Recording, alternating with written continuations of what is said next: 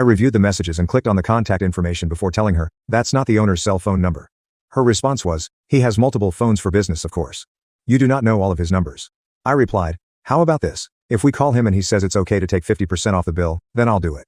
Her response was to begin ranting and screaming, which drew the attention of the few remaining patrons, and I knew it was time to finish this. I told her in a less conciliatory tone, "Cut the crap, little girl. You do not know the owner. You've never been here before, and if you continue ranting, I'll call the cops." Her tone changed as she attempted to defend herself as best she could. My response to her lame retort was, "My grandfather established this restaurant. My family has been running this establishment for centuries. I've worked here for nearly my entire life. I am the sole owner of this restaurant, and I have never seen you, heard of you, or made any promises to a stranger I have never seen before tonight." The little Karens were frozen and had no idea how to react. Queen Bee was in tears. I added, "Now, I provided you the table you wanted, one of these particularly reserved tables for high-end clientele, which I did not charge you for, as well as 3 rounds of free drinks. If you do not pay your account, I will call the cops and give them your identification." Karen signed the bill in tears, and the tiny Karens reached into their wallets to hand her whatever cash they had, which was probably a couple $100s, with the promise to repay her more.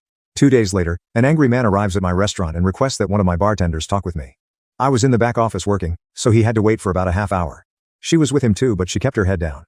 I took them both to my office and showed him highlights from the security cameras, which had particularly high-quality audio because they were in the VIP area. We needed to keep good records in that region due to previous unconnected accidents. I showed him the majority of it, their remarks, orders, everything. When all was said and done, he rushed out with her, yelling at her the entire way. I have not seen or heard from any of them since, but the initial bill I gave them, which did not include the $120 oysters, is framed on my desk. As a side note, I did not lose as much money on the table in 3 rounds of drinks as you might expect.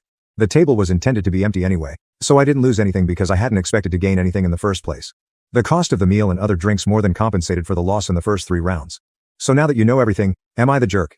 Probably the most astonishing thing about the Karens in this situation, aside from the money, trying to muscle their way into securing a seat and avoiding paying the bill, was their perspective on the world.